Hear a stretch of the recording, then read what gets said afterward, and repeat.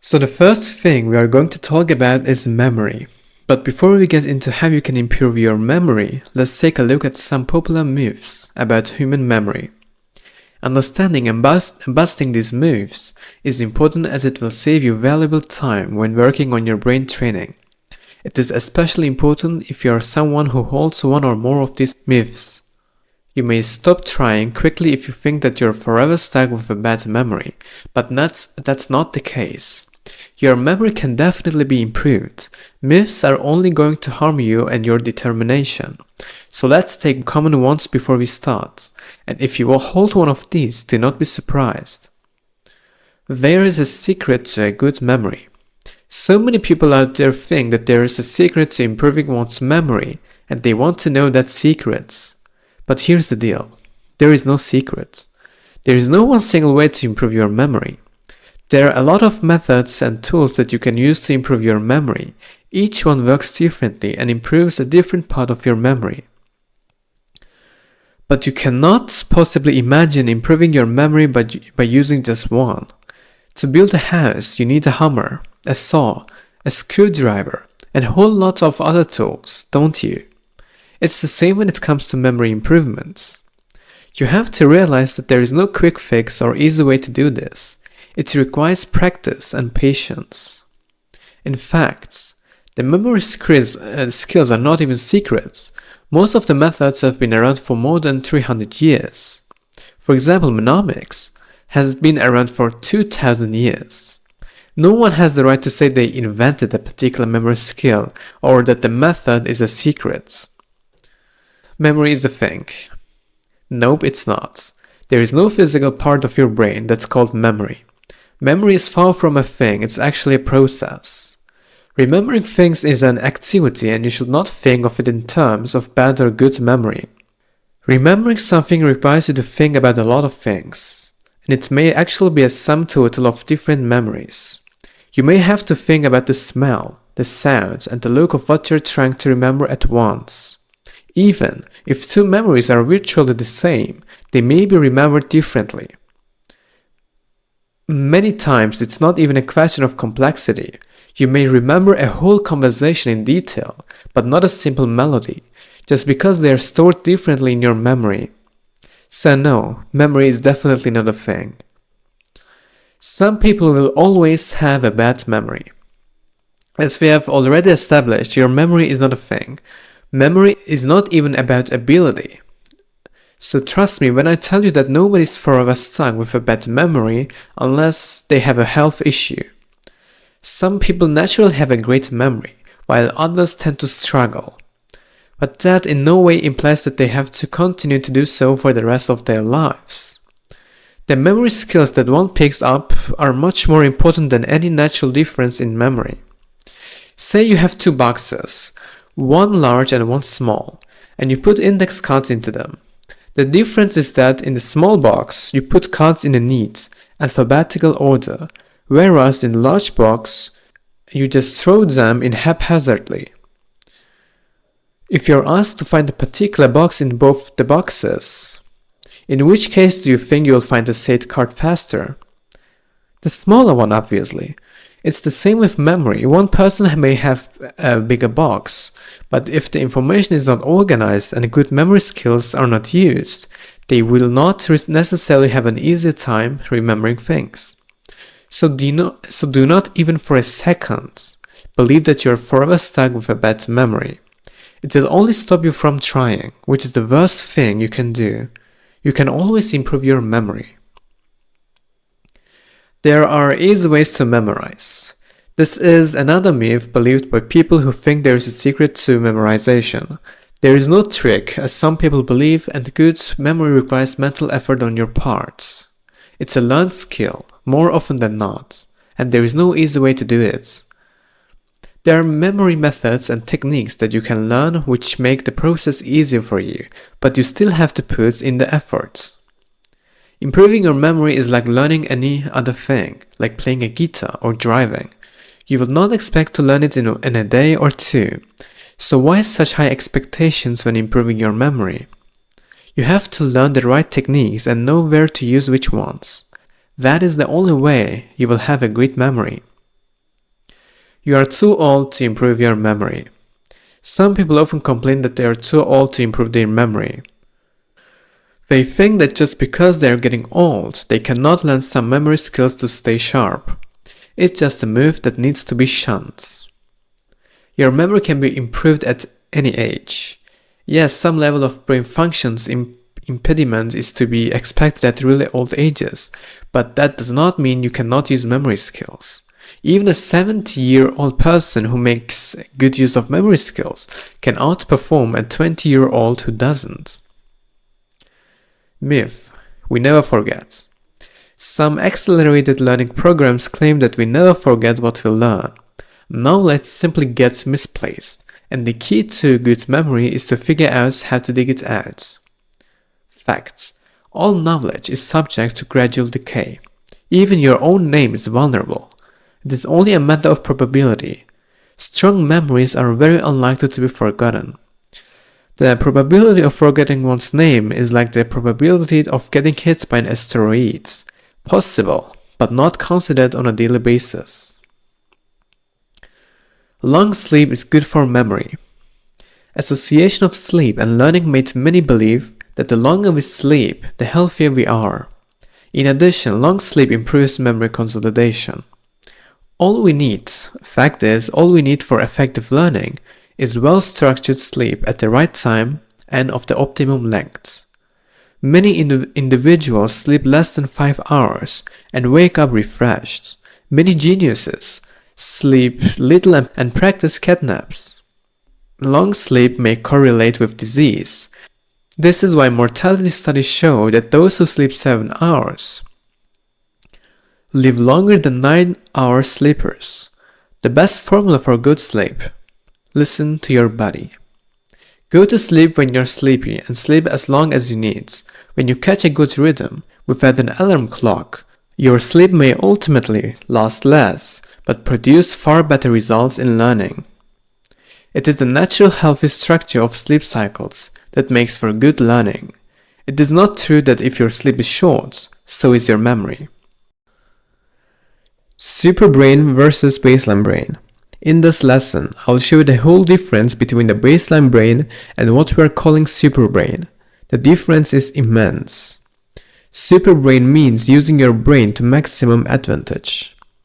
Now let's look at it. Baseline brain says, I have numerous habits, I'm a creature of habits. And the superbrain says, I pay attention not to fall into bad habits, and if I have one, I can break it easily. I do not stimulate my mind with new things very often. I like to improvise. I love familiarity, it's the most comfortable way to live. I abhor boredom, which to me means repetition. If I'm being honest, there is boring repetition at home, work, and in my relationships. I gravitate to new things in many areas of my life. I cannot really say that I'm growing as much as when I was younger. I will keep evolving till the end of my life. If I learn a new skill, I take it only so far. If I learn a new skill, I take it as far as I can. I am resistant to change and sometimes feel threatened by it. I adapt quickly to change. I do not reach beyond what I am already good at. If I'm not good at something when I first try it, that's okay. I'm wedded to my beliefs and opinions. I have recently changed a long-held belief or opinion. I leave it to others to be the experts. There is at least one thing I'm an expert on. I rarely watch educational television or attend public lectures. I gravitate toward educational outlets on television or in local colleges. It's been a while since I felt really inspired. I'm inspired by my life on a day-to-day basis. I have felt out of control recently in at least one area of my life. I feel comfortable in control. My stress level is too high, but I put up with it. I actively avoid stressful situations by walking away and letting go. I worry about depression or am depressed. My mood is consistently good. My life can go in a direction I do not want it to. Despite unexpected events, my life is headed in the direction I want it to go. My thoughts can be obsessive, scary, or anxious. I like the way my mind thinks. Even though your brain doesn't come with an owner's manual, you can use it to follow a path of growth, achievement, personal satisfaction, and new skills. Without realizing it, you're capable of making a quantum leap in how you use your brain. The human brain is one of nature's most complex biological creations. People tap the power of their brains daily to perform manual tasks, to math equations, to access memory of past experiences, and process feelings about current events. Your brain contains roughly 100 billion nerve cells, forming anywhere from a trillion to perhaps even a quadrillion connections, called synapses. These connections are in a constant, dynamic state of remodeling in response to the world around you. As a marvel of nature, this one is minuscule and yet stupendous. Your brain not only interprets the world, it creates it. Everything you see, hear, touch, taste, and smell would have none of those qualities without the brain. Imagine if we could truly unlock the full capacity of those billions of neurons and move beyond the brain's baseline activity. This course shows you that there is a way. By increasing self-awareness and focusing the brain on tasks of self-improvement, you can push your brain beyond what you think is possible. Give your brain focused attention. The mind and the body are not separate. In fact, the human brain is deeply connected to each and every cell in the human body. Tibetan monks practice a harmonious balance between mind and body. Through intense focus, monks can control which messages the brain sends to the body. When the temperature dips below freezing, a monk can meditate and encourage his brain to send his body messages that will raise his body temperature to a comfortable level. This kind of mind control has also been tapped to fight diseases, once considered chronic and incurable. When a person has a stroke, the trauma can sever neural pathways used to send messages from the brain to parts of the body, which can result in partial paralysis. While medical professionals once thought such paralysis was incurable, now therapists can help stroke victims train the brain by sending repetitive messages to affected areas of the body. As part of the therapy, a patient focuses on simple tasks, such as lifting a cup or writing down a word, and over time, the neural pathways will repair themselves and regular movement can be restored. This example shows us how resilient and powerful the brain can be when we give it focused attention. Do we lose neurons as we age? People can generate brain neurons through intellectual challenges and physical exercise. Sometimes people talk about activities in terms of how many brain cells a challenging task will cost, as if humans have a limited supply of brain cells.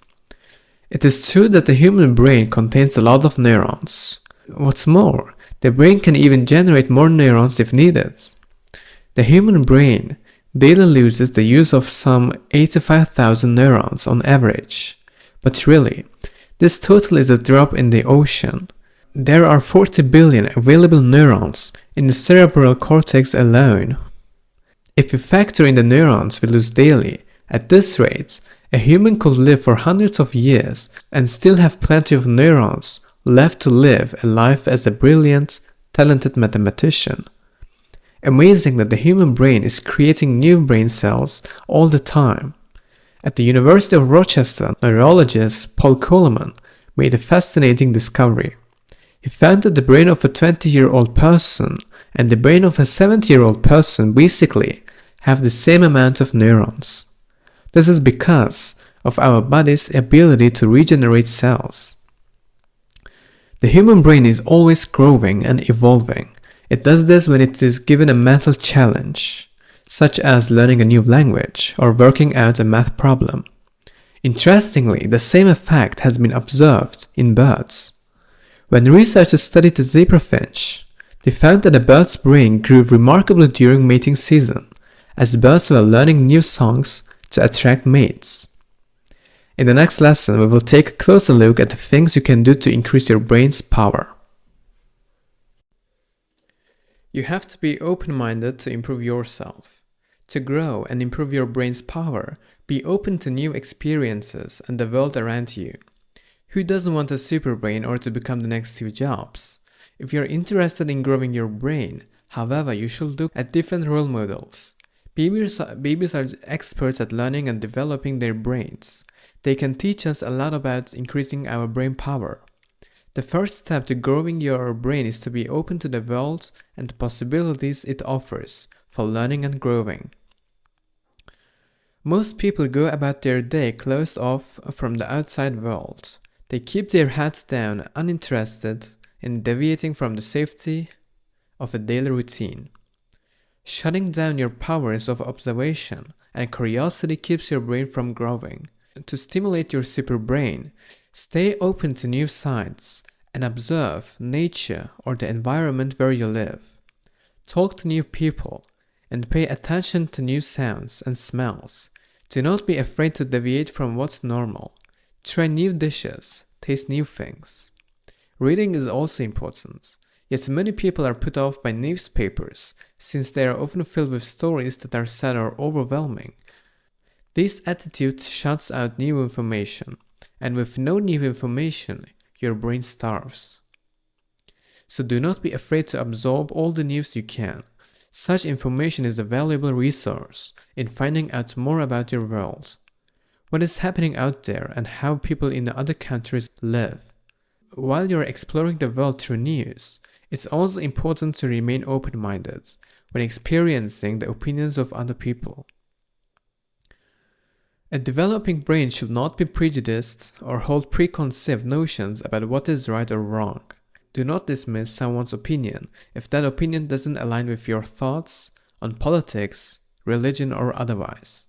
Instead, use discussions as an opportunity to become more informed about all sides of an issue.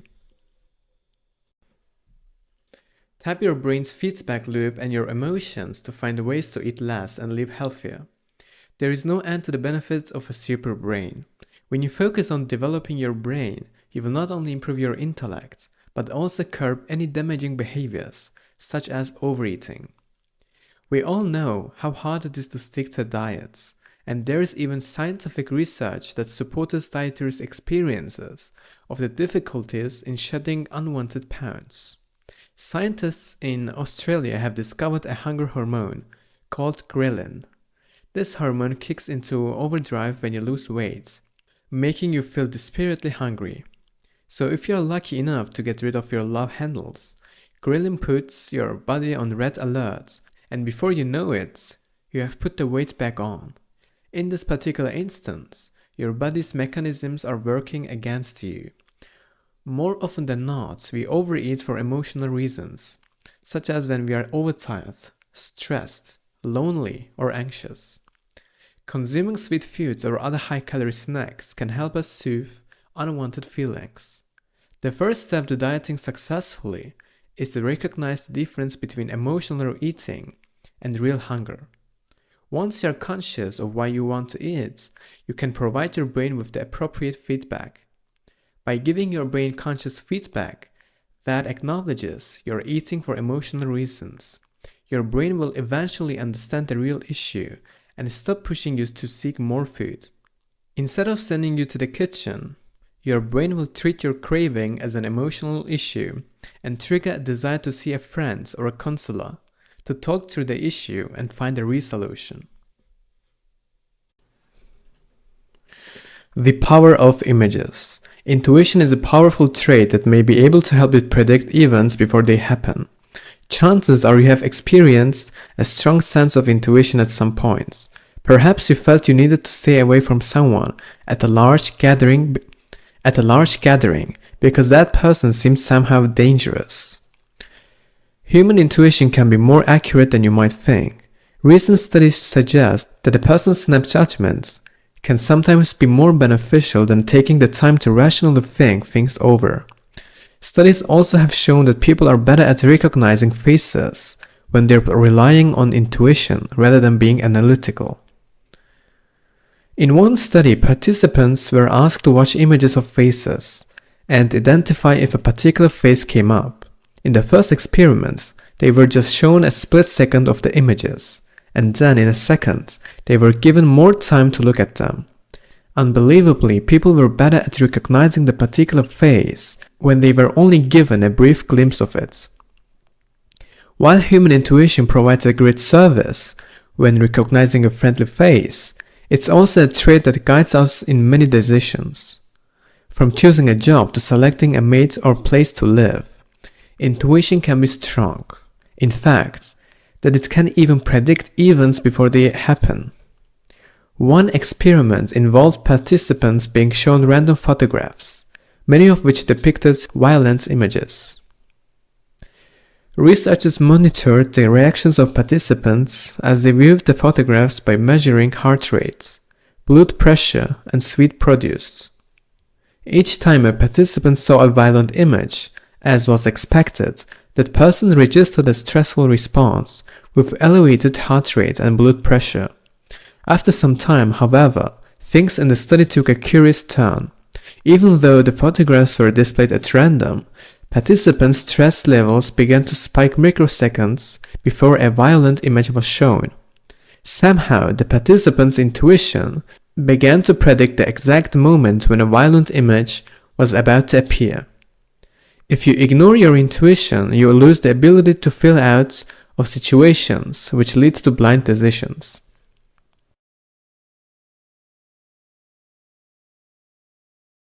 Money and fame. People think money and fame are what create happiness, but those typical goals are misguided.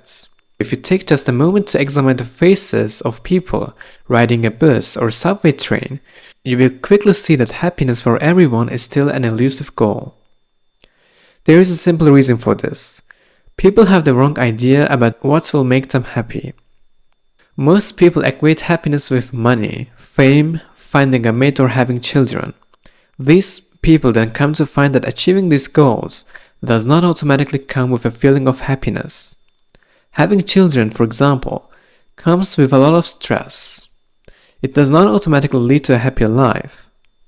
The same is true for professional success. When the top tennis players in the world were asked what motivated them, they said it wasn't the joy of playing or happiness when winning a match. They trained hard because they were afraid of losing, not exactly a positive feeling. So if you want to live a happy life, it's important to set the right goals.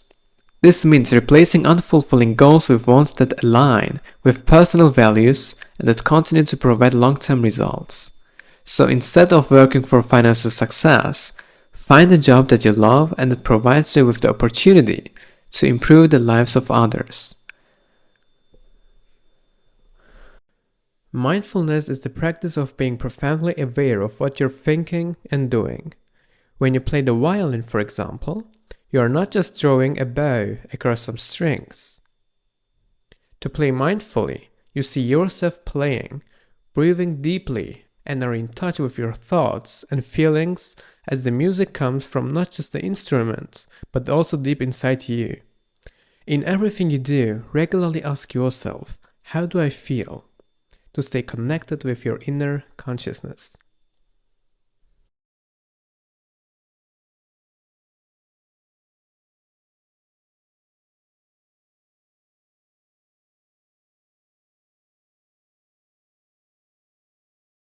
If you believe you can do a thing, or if you believe you cannot, you are usually right.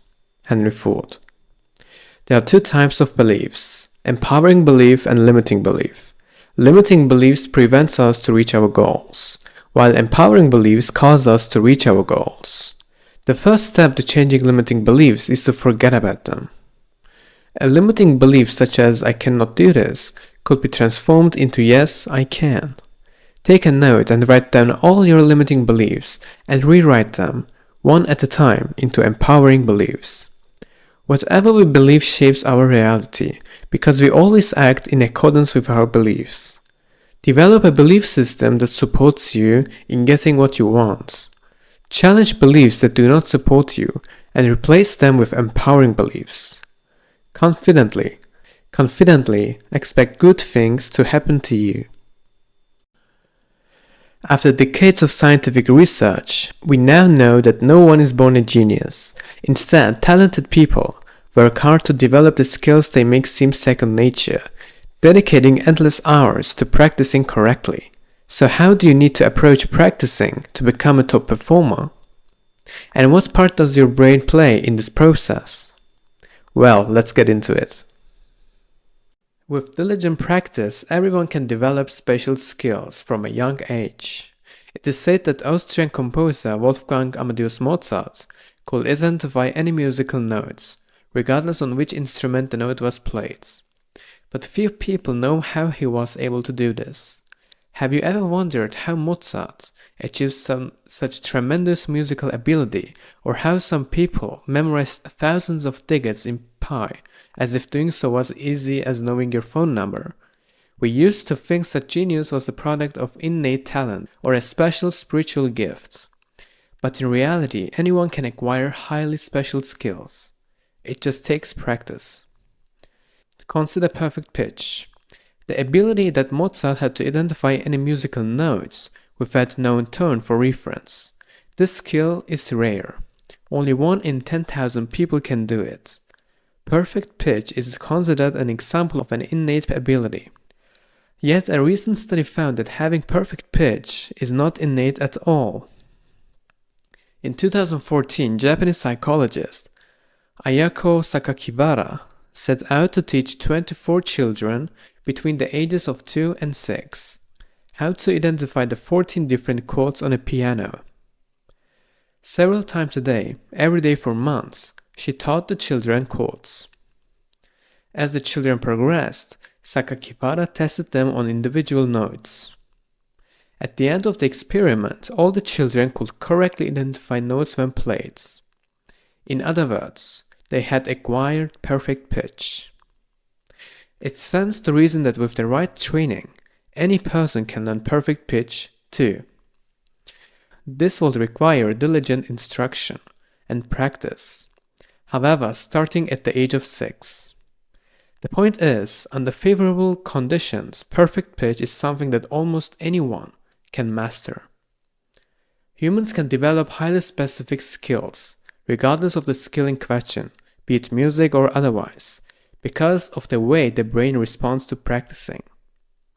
You will learn how in the next lesson. London's taxi drivers literally have bigger brains than you do, a product of diligent training. London is a vast, sprawling city with thousands of streets that intersect at the oddest of angles. With a population of more than 80 million, the city is also home to hundreds of restaurants, shopping malls, office buildings, and all sorts of establishments catering to its many inhabitants. And if you want to be a taxi driver in London, you have got to know your way around this maze. While some tasks like memorizing all of London's streets might seem impossible, humans can learn many difficult skills given the brain's ability to adapt. Just as your body grows stronger when you lift weights, your brain is plastic, meaning it changes when you train it. And neuroscientists at the University College London performed an experiment to test this idea in 2000. As part of her work, she compared the brains of London taxi drivers with those of non-drivers. She found that cab drivers had a larger posterior hippocampus, the part of the brain that helps you navigate space and memorize locations. Also, drivers who had been in the trade the longest had the largest hippocampi. To be sure, the data she gathered was scientifically relevant. That is, that cab drivers did not just start with large hippocampi, which helped them excel at the job. She scanned the brains of 2 groups of people. Her 2 groups were people about to start taxi driver training, and ordinary non-drivers as a control. At the start, she found no difference in hippocampi size between the 2 groups. 4 years later, however, when she performed the test again, She found that the hippocampi of the now trained taxi drivers were larger than those of her control subjects. This study implies a connection between navigation skills and the size of the brain's posterior hippocampus. When trained, this part of the brain can clearly grow, becoming capable of executing tasks it could not handle before deliberate training. So now we know that practice can change the human brain. But does practice affect thinking or the way we perceive situations? The images stored in long-term memory help people excel at a variety of complicated tasks. When you read about Steve Jobs, you probably think of the iPhone's inventor holding an iPhone with a smiling face. When this happens, your brain sees the picture. This is called a mental representation. Mental representations are structures that are stored in the brain that correlate to particular objects, images, movements, or anything that brain might have processed and stored for later retrieval. In a broad sense, mental representations allow you to sidestep your short-term memory, an ability that can be quite useful. Short-term memory is great for certain things, like remembering the words you just read to understand the sentence, but to memorize an entire language, you need the power and capacity of your long-term memory. Simply put, without the ability to store all the rules of a language in your long-term memory, you will not be able to communicate with the ease that you do. Here is where mental representations come into play. These well-organized patterns of information stored in long-term memory allow you to respond quickly to the situation in which you find yourself. For example, these representations remind you that Steve Jobs was a famous businessman, which is why you do not need to constantly relearn the significance of his invention every time you come across a reference to it.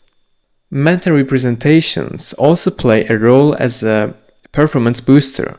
We know it takes years of practice to become an expert in a field, whether driving a taxi or playing chess.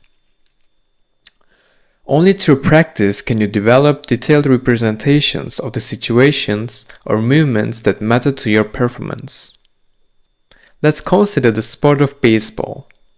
Plenty of fans have a handful of mental representations stored away, but they're nothing compared to those of professional baseball players.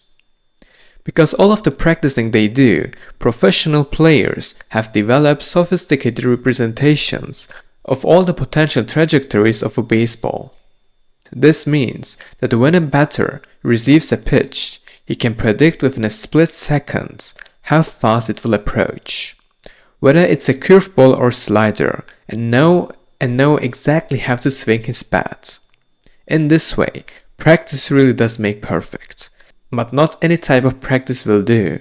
Next, you will learn which type of practicing is required to develop special skills. Becoming a skilled performer means practicing purposefully, with set goals and constant feedback.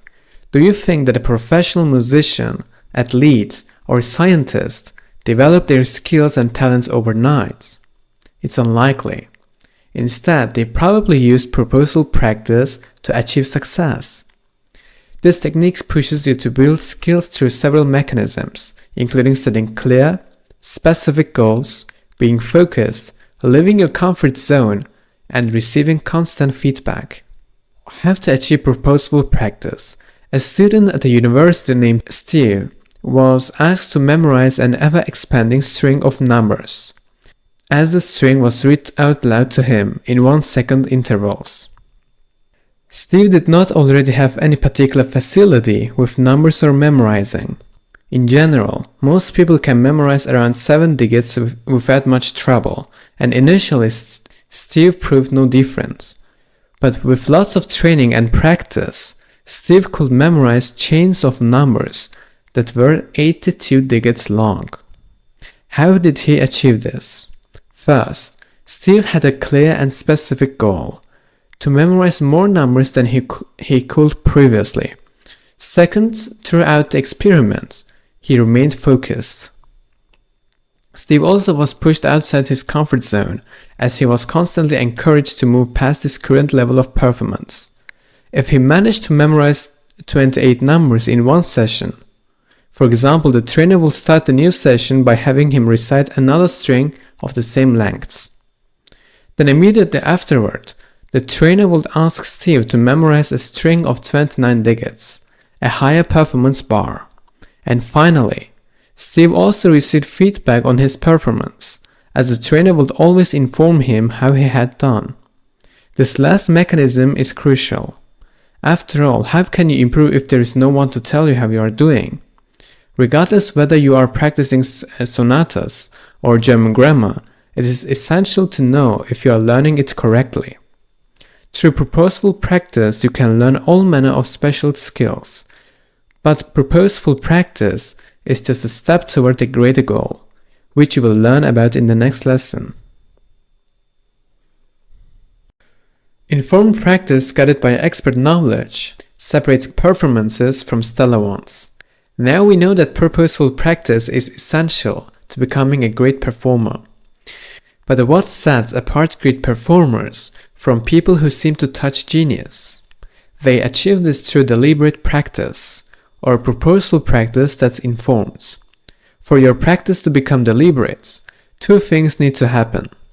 First, the practice must be applied to a field that's well developed, meaning that there are already more experienced practitioners in the world whose level of performance clearly differs from those who are just starting out. Second, deliberate practice requires a teacher or coach who can train a student using the practice activities necessary to improve. The musical tradition has developed over centuries, and obviously, there are differences in the quality of musical performances. Also, it is not uncommon to find piano teachers who are expert performers in their own rights. These musicians have developed sophisticated training techniques that help their students acquire the necessary skills to become experts themselves. In a sense, deliberate practice must not only be based on a field with established experts, but also involve guidance on how the students can become an expert. Thus, you can take advantage of the specific techniques that teachers have used to achieve excellence to find excellence in your practice. By adopting a teacher's knowledge, a student is given a template to follow, eliminating the need to start from scratch or waste time figuring out basic facts common to the field. For instance, let's say you want to become a star high jumper. With a great coach, you won't have to figure out things like the best place to start your jump or how to achieve maximum distance. But let's pause for a moment. If nearly any skill can be learned through intentionally guided practice, what does that say about the concept of talent?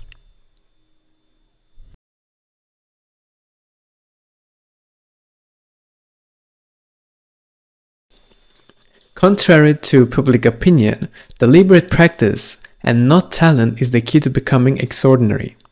Now you know that highly special skills can be developed through diligent practice, but are not some abilities the result of sheer genius or a sort of talent bestowed by higher power? Many people tend to think this is the case, believing that outstanding performers owe their skills to innate talents, especially in cases where landmark performances are inexplicably accomplished early in a performer's life. What other explanation could there be for such unusual extraordinary abilities? Many of Mozart's biographers, for example, have pointed to the facts that he began composing at the age of 6, and that he wrote a symphony just 2 years later. Innate talent seems like a convenient catch-all to explain how a small child could accomplish so much in such a short time. Yet there is no evidence that innate talent exists. Rather, the incredible abilities of top performers, even a genius like Mozart, seems to be the result of deliberate practice. In fact, Mozart might not have accomplished that much when he was young. Evidence now suggests that the first compositions ascribed to him when he was 8 years old matched the handwriting of his father, Leopold Mozart, a composer who trained his son from a young age. While Mozart went on to become a legendary musical figure, he did not write any significant musical pieces until his teenage years, after nearly a decade of honing his skills through deliberate practice. The same holds for many other performers. Talented people do not take shortcuts. They have all practiced deliberately for years, building their brain's capacities by creating advanced mental representations. Innate talent just does not play much of a role in performance. Instead, the key to performing your best in whichever field you choose is to practice deliberately. By devoting yourself to a methodological training schedule, you can master almost any skill. If you want to improve your concentration, you have got to clear your mind and be in the now. Everyone wants to have excellent memory, right? But considering how many people find it hard to concentrate on details, remembering them just seems out of the question. Here are some top tips to improve your concentration. First, rid yourself of conflicts. That is, anything that leads your mind in different directions and stops you from concentrating. Do you spend time switching between checking your email and sending several messages on your phone? Well, that will make you like just about everyone else. But how do you get rid of internal conflict without doing something drastic like joining a monastery? A good starting point is to stop multitasking. According to neuroscience experts, multitasking actually slows you down by 50% and increases your chances of making a mistake by 50%. For example, chatting on the phone while driving will lead you to hit the brakes 0.5 seconds slower than normal. If you do the math, at the 112 kilometers per hour, your car will need an additional 15.5 meters to come to a complete stop. And a lot can happen in that space at that speed. Another smart move is to prevent your mind from wandering by giving yourself a purpose. That way you can easily remind yourself why you wanted to concentrate on something in the first place. In this case, the PIC rule might come in handy. Purpose gives you a reason for learning. Take learning a programming language. For example, your purpose there could be building a website for your family. Once you have found the purpose, ask yourself questions so you become interested and curious about what you have chosen to learn. Is this currently relevant to my life, or can I use this at work? Are great ones to start with. So now that you know how to improve your concentration, it's time to discover how to retain information too. Use your creativity to bring information to life in a fun way that will help you remember it. Have you ever read a page of a book and then immediately forgot what you just read? Well, that never has to be happen again. An easy way to remember a bit of information is to bring it to life. And this is all about using your creativity to make a memorable movie or picture.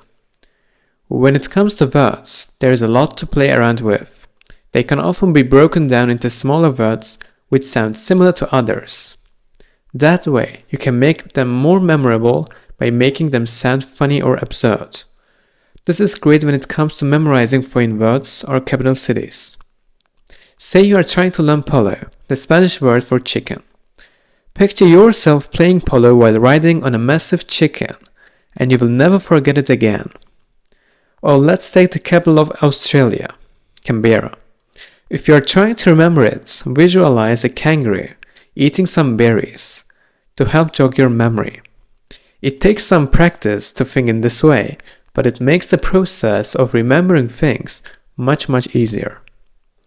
To make the pictures you have imagined super exciting and therefore more memorable, just use the C method.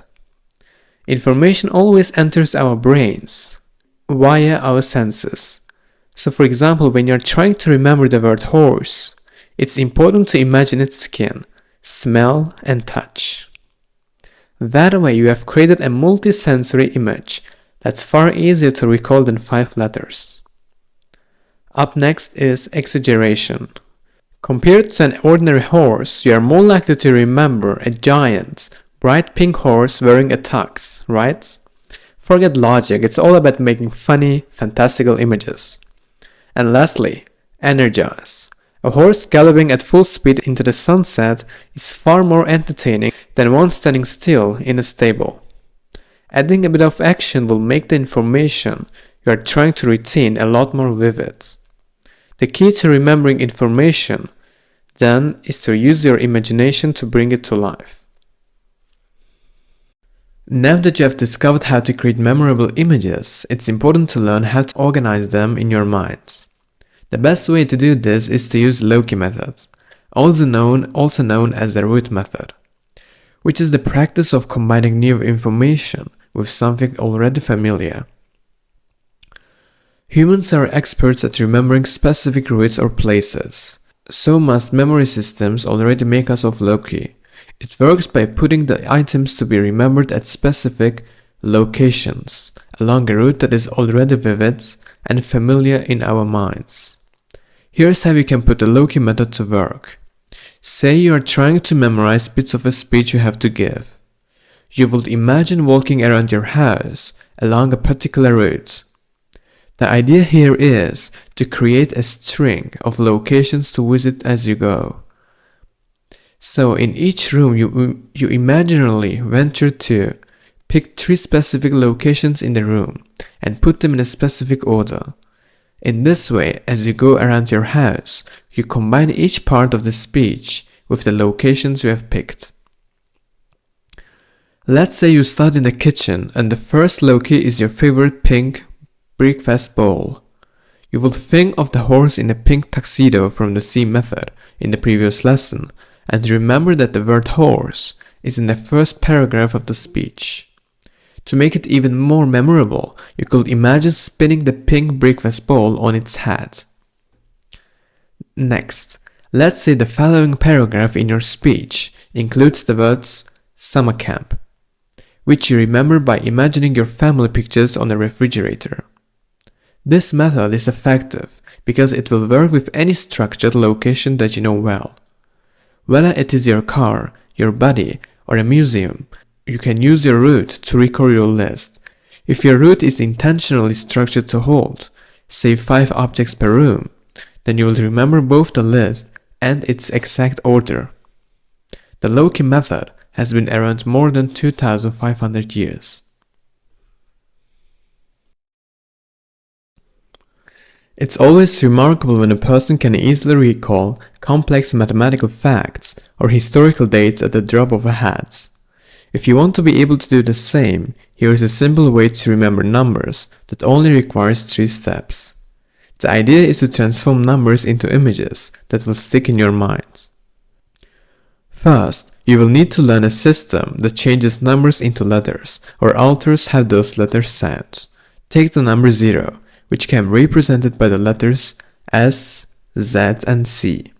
Though to remember, think about a hissing wheel.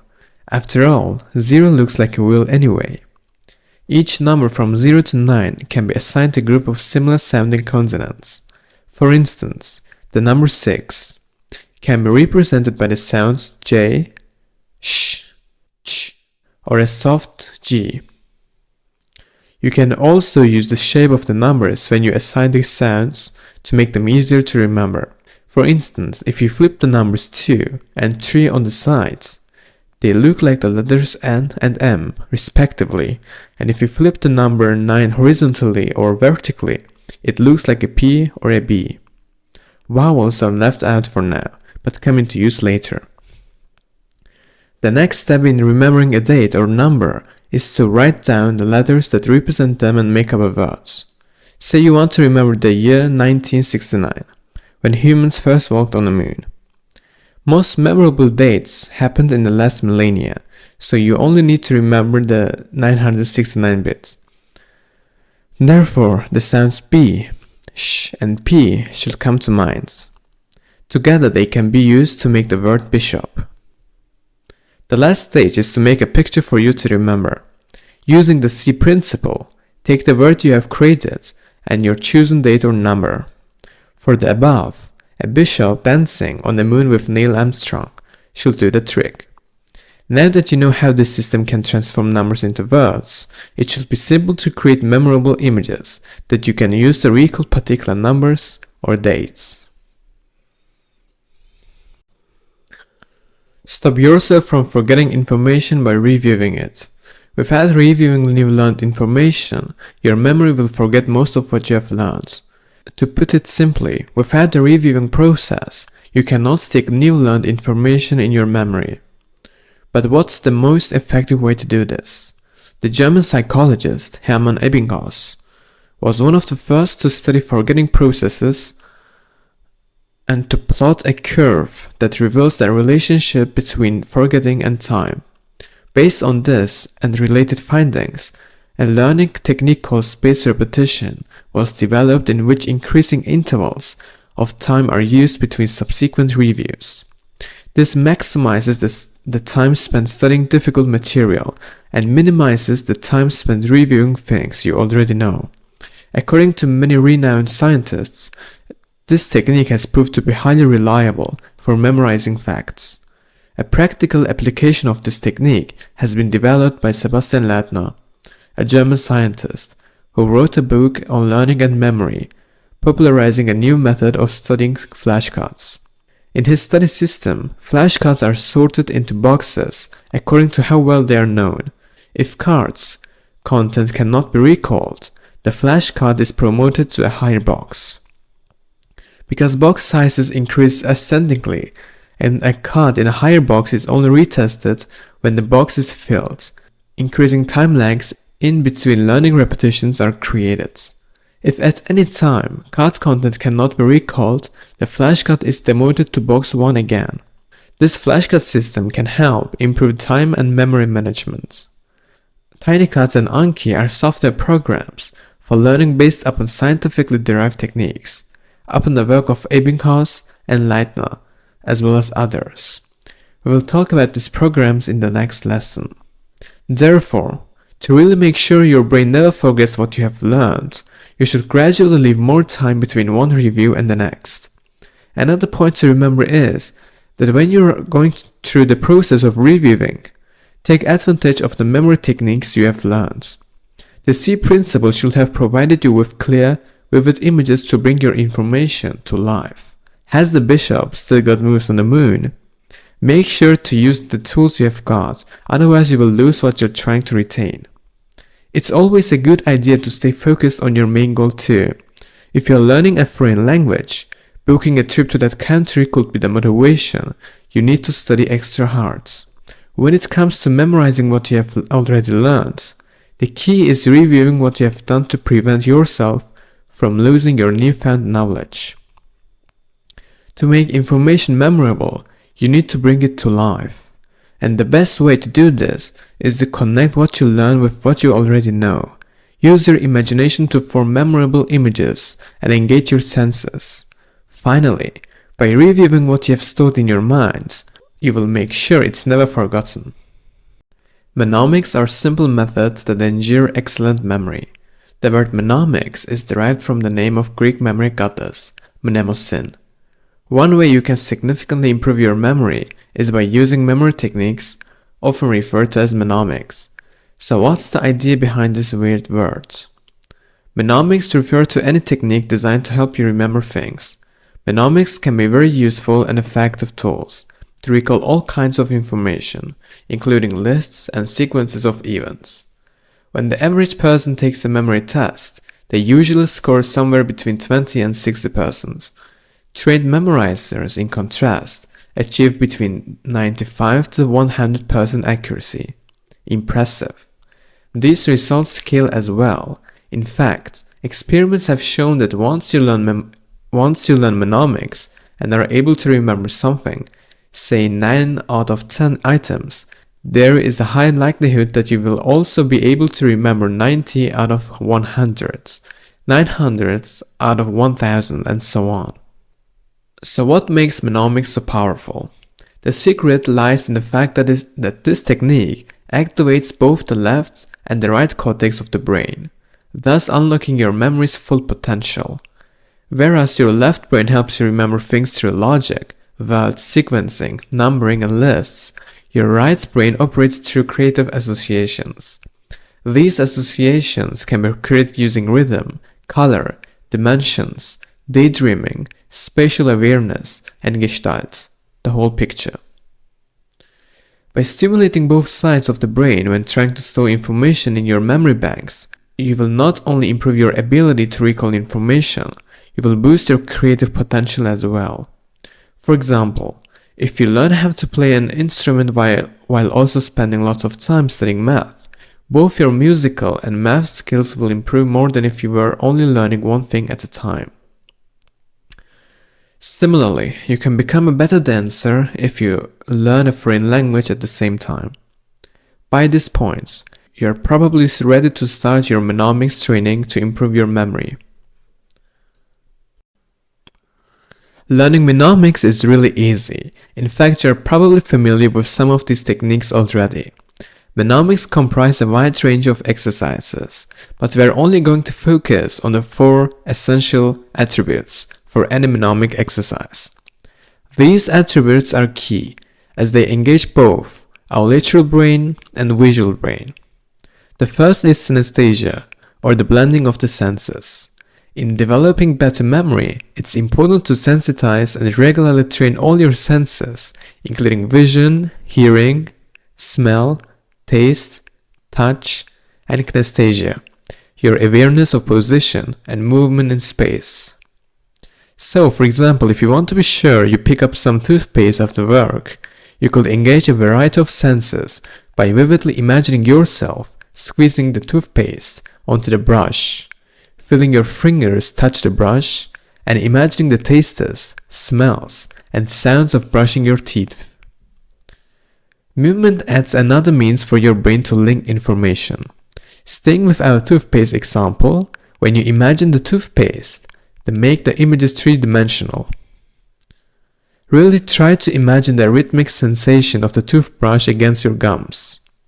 Next up are positive images. The brain naturally wants to recall pleasant memories, so do your best to attach positive or inspiring associations to the things you want to remember.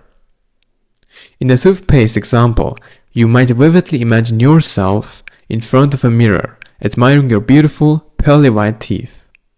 The final attribute is exaggeration. Interestingly, our brains store exaggerated stories, images and so on with a high success rate. If you imagine that your train home is a massive tube of toothpaste, then you won't need to work hard to remember. If you use these mnemonics, you can remember anything you will ever need to, and you won't need any more reminders from your dentist either. The link system will help you remember short lists of items. Imagine how nice it would be to never worry about forgetting your shopping list again. With the link system, this could become your reality. The link system creates associations in the mind that link individual items in a list in such a way that what makes them easier to recall. As you learned in the previous lesson, the best way to remember things is to fill your memory with vivid details. Thus, it is important to make these links as exciting as possible. The transitions between the items on the list should also activate all your senses, and the more unexpected and abstract the links, the better you will remember them. As an example, say you need to remember to get scissors, roses, washing powder, apples, olive shampoo, bread, a coffee maker, eggs, napkins, and dental floss from the store. Imagine it's a cold day. So cold that the steel scissors in your hand have frozen stuck against your skin. When you rip them away, your palm is a vibrant red, the color of the roses you want to buy from Mrs. Tulip. When you enter her flower shop, the fresh smell reminds you of getting the washing powder. Imagine the vivid contrast between reds and whites of the last two items. So you head to the pharmacy, and on your way you see an organic shop with a beautiful display of apples. You pop in and grab 2 kilos. At the store, they also have very ripe olives. Imagine them as clips in your hair, completing the association with shampoo. On your way home, you pass a coffee shop that smells of freshly roasted beans. So you stop in to get a new coffee maker since your old one is broken. You think of how wonderful it will be to eat freshly baked bread with poached eggs tomorrow morning, along with a freshly brewed cup of joe. You can see your breakfast served on a black plate with a bright red napkin next to it. It was delicious. Now it's time to floss your teeth.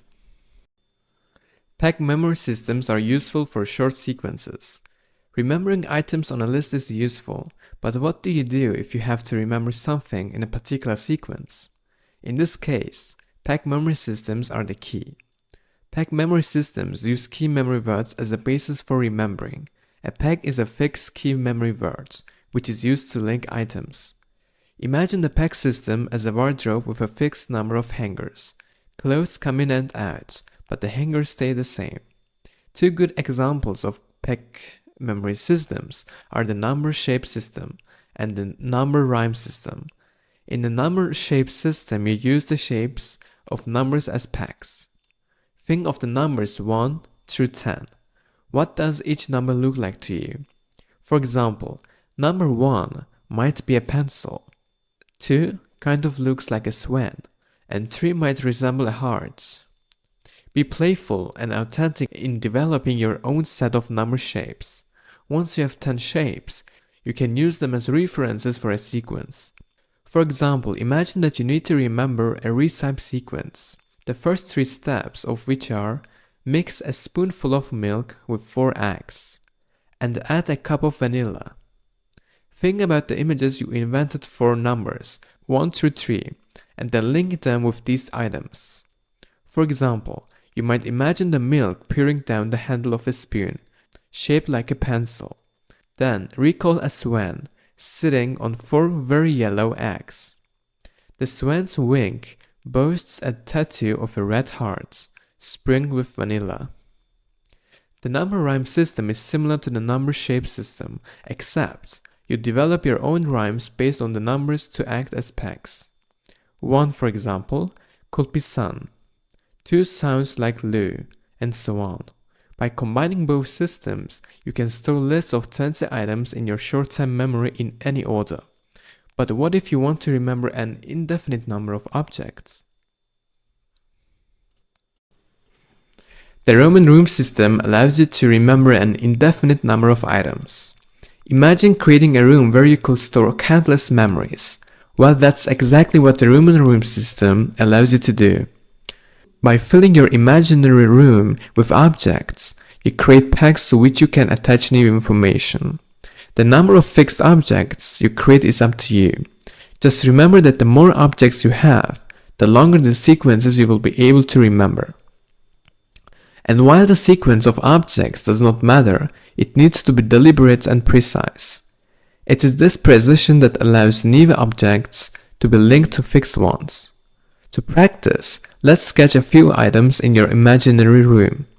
These will be your fixed items. There is a blue doormat in front of the door with a drawing of a white cat on it. In the middle of the door, there is a red doorknob shaped like a dragon. Once you enter the room, you find an oak coat hanger with 8 pegs on your right hand side.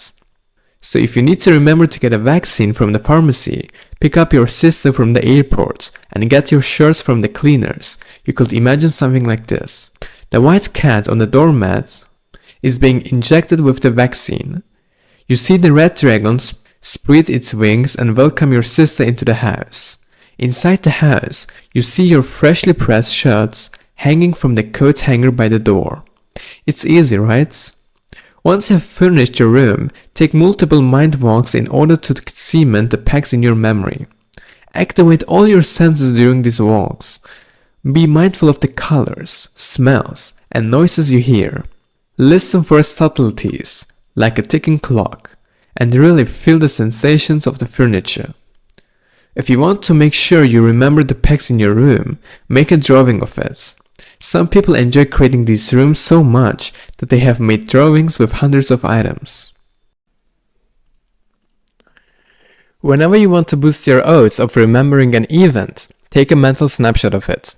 For instance, let's assume you are in Cappadocia and you want to remember this wonderful place forever. In such a case, what you will do is focus intently on this place and take a mental photograph of the scene. Look at the scene in front of you with utmost concentration and hold your head steady.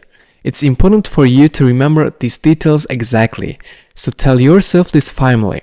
Observe the colors around you, the colors and position of things, the hot air balloons and the weather. Now it's time to capture the image. Blink slowly your eyes, at almost half the speed you actually blink at. As your eyes close, think of them as a shutter to a camera, and imagine hearing its sound as your eyes shut. If you are done, review the scene and replay it in your mind's eye. If the images are unclear, take another mental snapshot with greater intensity. Don't give up. Once you get it right, you will find it hard to forget this place.